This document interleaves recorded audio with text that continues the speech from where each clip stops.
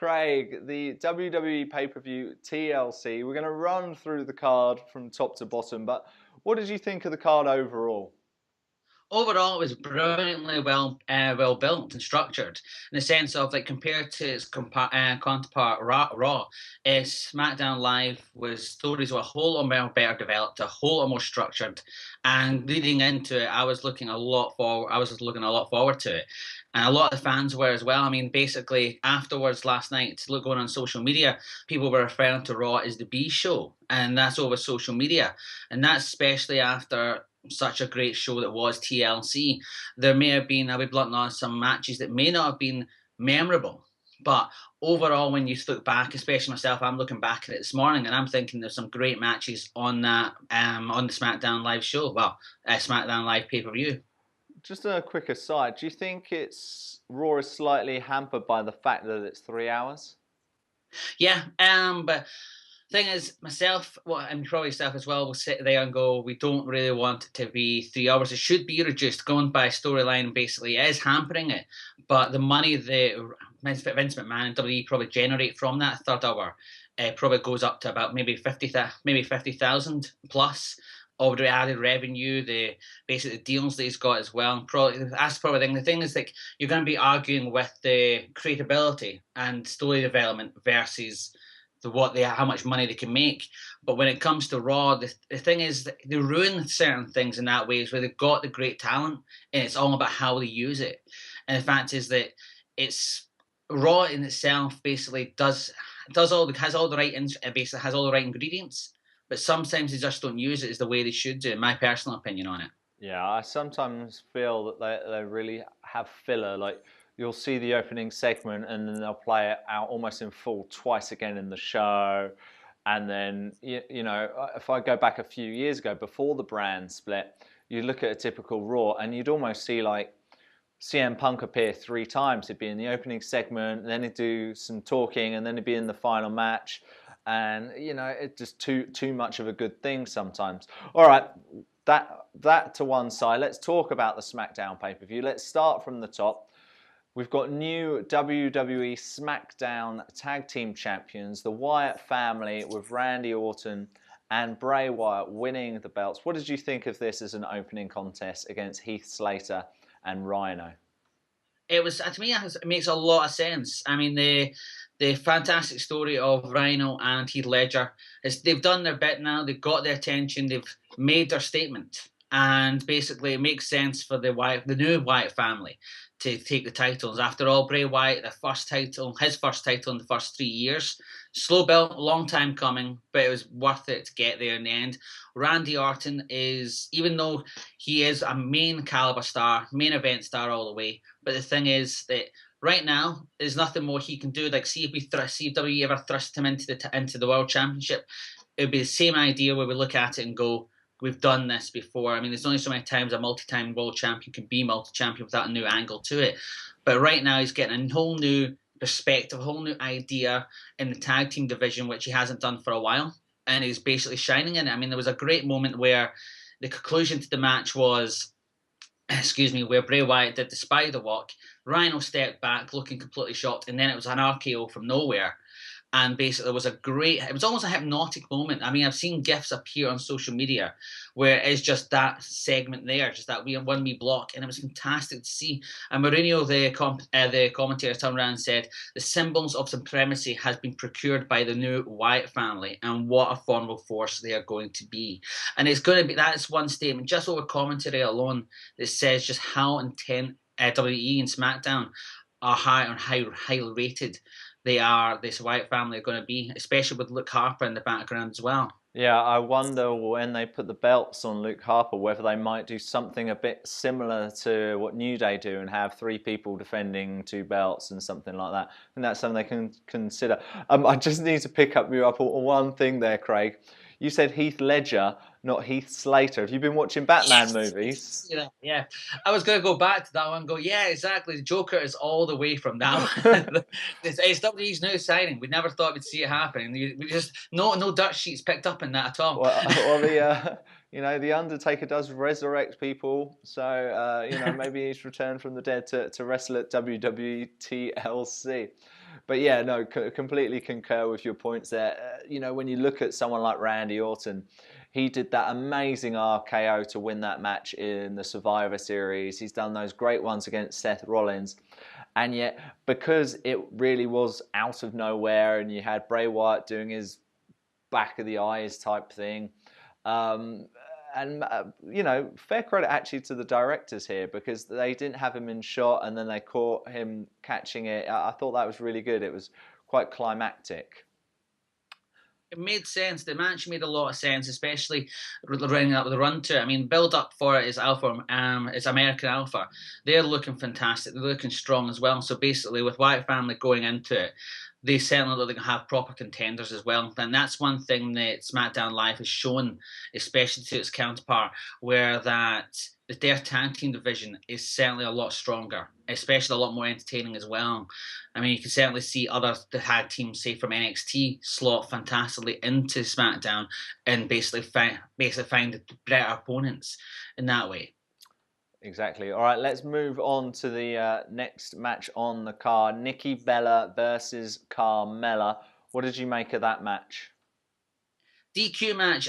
You know what, I was expecting more from it, to be bluntly honest. I mean, the build up to it has been great. I mean, Carmella has basically thrown some John Cena jibes at her and Nikki Bella jibes all the way through, and Nikki Bella's been going with the neck, and they even did the video package as well. But there was just one moment which just stunned me. It was the fire extinguisher. I mean, after all the big giant size moves they did in the match, with going with the kendo stick, there was attacks to the legs, there was almost power bombs. It was great. But then it was Nikki Bella going after Carmella with this fire extinguisher that just seemed to go on. It was just like, we're going to spray her with a fire extinguisher, we're going to keep spraying her, and then that's going to be it for the pin. Then it's going to be the rack attack, and then it's going to be the pin. And it just seemed so disjointed. There was bits to the match where we've seen fans, myself as well, have seen Carmella do more. Nikki Bella has actually come along leaps and bounds, but this match didn't show anything afterwards. I mean, it introduced the fans to a new opponent for Nikki Bella, which will be Natalya, because afterwards she took the microphone and said who really attacked you at Survivor Series was Natalya. But the thing is, the bit that got me was just afterwards, Carmella was coughing about how much the fire extinguisher got her, but if someone was beaten that bad after such a tenuous feud and it was a no disqualification match, you wouldn't expect your opponent to stand up and basically go, by the way, here's your next opponent, in such a clear-cut way. It was something about the match that just didn't click to me, to be bluntly honest. Yeah, I found that a bit strange as well. And I think the first two matches of the whole card, while I enjoyed the end of the Wyatt match, they felt very SmackDown matches rather than necessarily a pay-per-view. However, I think we picked it up a bit when we went on to Baron Corbin versus Kalisto. Now, I'm not a massive Baron Corbin fan. I've mentioned that on this show a few times, but I thought this was a pretty decent match. What did you make of it? Yeah, and you know what? There's something there about Baron Corbin that just, it almost there's no connection to some of the stuff he has with the fans, and that's the thing. It's probably figures yourself, myself included, is like he's under the radar, but he's just not. It's just he's got all the right ingredients, but there's just something missing. But this match, there was just something in the air about it. It was just brilliant. And really, Kalisto brought the best out of him, where there was ruthless aggression, to use the term from 2002. It was fantastic to see it, and it was a good match. I mean, overall, you looked at it, and there was a lot of it that seemed as if there was a lot at stake. I mean, that's where the game changed. If there was a part of the show, as you've said, where the tempo changed and fans started getting to a whole lot more, this was it. And Baron Corbin certainly looked like basically equivalent to almost like a monster in there, which was great. And the thing is, one thing I did like was the commentators constantly, almost, I think it was like 4 or 5 times, the reference they didn't expect Kalisto to be going this long against Corbin, which was good thing. It was good in one way that they exemplified how good the match was and how good Kalisto was, and also the fact of how dangerous Corbin was. And that's one thing where they've done. They've elevated 2 people, and going forward after this feud, you can actually see Corbin going on to bigger things, and you can also see you can also see that Kalisto moving into this cruiserweight division, probably. Yeah, I think you're completely right there. I love the fact that Kalisto was right at him from the start, So it made it appear that it wasn't just going to be almost like a jobber match. And I think they have elevated both of them. And, you know, the way they sold it at the end is, you know, Baron Corbin's going to go on to bigger and better things. But look, he's beaten Kalisto. He's beaten someone pretty good. He's beaten the United States champion. I thought that was really good. So we had a ladder match for the Intercontinental title. Apparently, it's the last match between Dolph Ziggler and The Miz. Surely they'll squeeze out a few more in the next few years, won't they? Oh yeah, definitely. Yeah, I mean, the thing is though, I'll be blunt and honest. I mean, I wasn't disappointed with the match at all. I mean, the two of them are electric in the match together. In fact, is see if they spaced it out a bit more. We would probably love this. They probably love these matches. But the thing is, you basically get a ladder match. You get Dolph Ziggler, who is just incredible. He is this ultimate selling machine in that sense, where basically he looks like everything he does in there is when he got struck with that ladder. Everything hurt. Every single bit. And it was good. He does have the Shawn Michaels about him. Everyone makes those comparisons, and it's absolutely right. From his flying elbow to his attempted super kicks and all whole 9 yards. But it was the Miz that afterwards was one. It's just come on leaps and bounds since his brand split. Sorry. Basically now being the six-time champion. Dolph Ziggler attempted to be a new six-time champion as well. But it was just so dangerous in the match. There was so many bits where Miz was going after the left leg, then he was going after the right leg, even using the figure four with the ladder. It was Miz in clinical version of basically the methodical type best. It was just so many great bits to it, where even at the ending, it was after everything they put each other through, fighting their way across it, it took 2 low blows from the Miz, where people have said stuff like this before. It was like, why don't you just hit the guy like this? And it made sense. There was a whole lot of believability to it. I really enjoyed, which was basically someone's climbing that ladder. How about you just basically try and just hit them with everything you can? It was great. It was one of the best. I'll be blunt and honest. It did not tarnish any of their great matches they've had so far. And the Miz at the end, basically dedicating the match to the GM, which I thought was brilliant. And then the heel promo as well, which someone gives Ziggler a participation award, because participation awards are for losers, which I just couldn't stop laughing at, because basically in that town, everyone was just frantically booing him for it. It was a great match. Admittedly, they will probably have another 2 or 3 through 2017 to basically start that feud off again, perhaps. Yeah, the participation award is a bit like what I used to win when I used to play football, which was the most improved player award. In other words, he comes every week. We need to give him something. It's okay. With me, it was the egg and spoon race. Don't worry about that. I think we'd make a great 3-legged race team there, Craig. Anyway, let's not talk about kids' sports. Let's talk about real business. Let's talk about titles. Let's talk about the women's title. And for me, well, there was a shock in the main event, but one of the biggest shocks was Alexa Bliss winning. I actually really liked the way that she won, because she won kind of fair and square, but it also had this kind of, I don't want to say fluke about it. It reminded me of when Sheamus first won the title in a tables match against John Cena, when he put him through, Cena was kind of in control, and then Sheamus almost pushed him through a table. And for me, it gives a legitimate title reign for Alexa Bliss, because it isn't a fluke, but it also is able to extend the feud if they want to, with Becky going, oh, you know what, you just kind of caught me there. It was just a one-off. I can get you better next time. What did you make of that whole angle? And are you glad that Alexa's the new champion? Yeah, I'll be blunt and honest. Since the brand split, Alexa Bliss has came on leaps and bounds. I'll be blunt and honest, apart from Becky Lynch, and even in fact, this is including Raw with your Sasha Banks and Charlotte, that basically Alexa Bliss is one of the best women wrestlers to watch right now. She's come on leaps and bounds, phenomenal to watch. It basically has got everyone talking as well. I mean, the match itself, as you said, was the bit where it came across like a fluke, but doesn't actually tarnish anything that Alexa Bliss has done so far. The build up to it was phenomenal as well. The thing is, it was this match has been almost like since the video package was since Glasgow in Scotland, but it's been building before that. And I can imagine another match maybe happening in about another month or so, maybe probably before the end of the year. So that way Alexa Bliss gets another challenger. Directly after the match as well, you had Becky Lynch on social media saying, "Look, and Daniel Bryan, GM, basically give me another shot." And Alexa Bliss breaking character on Talking Smack, saying how important winning the title was for her, which was, it was great to see. Some people were saying, "Oh, she broke kayfabe, or she broke character doing it."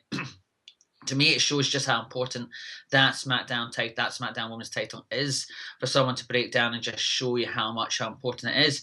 And it was a great match as well. There was a lot of hard spots into it, in the sense of where it was basically, you had Becky Lynch using the arm, trying to do her arm breaker, which she's put away Nia Jax, she's put away many others via the table, and that could have been dangerous as well, which was fantastic to see. And it just showed you basically with Alexa Bliss, as she said, power bombing almost in a fluke type way, and with Becky Lynch going through the table. But if the two of them do work. The two of them work great together, and it's great to see. We'll probably see another match, or maybe another two, before the end of the year, before we set up another challenger.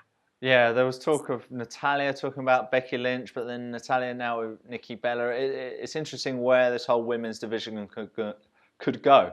All right, we're nearly running out of time on the show. We've not even reached the main event, so I'm going to dive straight into the questions here.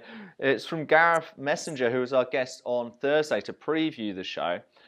He sent me a message telling me that he got 5 out of his 6 predictions correct, so pretty good going there. He's got a question for Craig. Where does Dean Ambrose go from here? Surely the feud with Styles is over. What do you think, Craig? I think he's going to go into a feud with Ellsworth. I mean, Ellsworth is up there now with, get him out of the title picture. He's as much fun as he was. He's had his 15 minutes now. He should be pushed out now. Maybe a mini feud with Ellsworth after the main event of TLC. That should be pushing him aside, because Undertaker, I'm assuming, after some of the events is transpiring and where it's looking towards now, where AJ Styles will probably target Undertaker. Dean Ambrose should probably go after Ellsworth for revenge, of course. That'll probably take him up to Royal Rumble. We'll probably might see someone new coming into the ranks. Hopefully someone from NXT, or maybe someone else who might start, or even Corbin himself. I can imagine him and Ambrose, after they dealt with the Ellsworth problem, going forward, which basically would elevate both men and keep Dean Ambrose within the main event picture. Lots of chance for Undertaker in that main event, but in fact it was Ellsworth with that turn. Little comment on the Periscope page saying Ellsworth is a waste of space. I think that's probably because he's pretty upset that Dean Ambrose didn't win.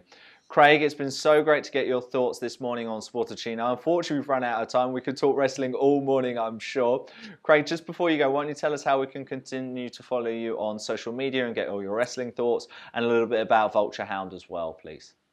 Certainly can. You can catch myself on Craig Hermit on Twitter, or you can go onto the Vulture Hound magazine, and basically that's at Vulture Hound magazine on Twitter, or on Facebook, or actually go to vulturehound.co.uk. Certainly, basically, we deal with not just wrestling, but music and a whole lot more. Certainly look onto we've got a squad of wrestling writers who are basically hitting you with thoughts every single day, practically, with reviews and a whole lot more as well. Well, we'll have to get some of them on the show, and we'll have to have you back, Craig. It's been so great to have you this morning on Sportuccino. Thanks for your time. Thank you, my friend.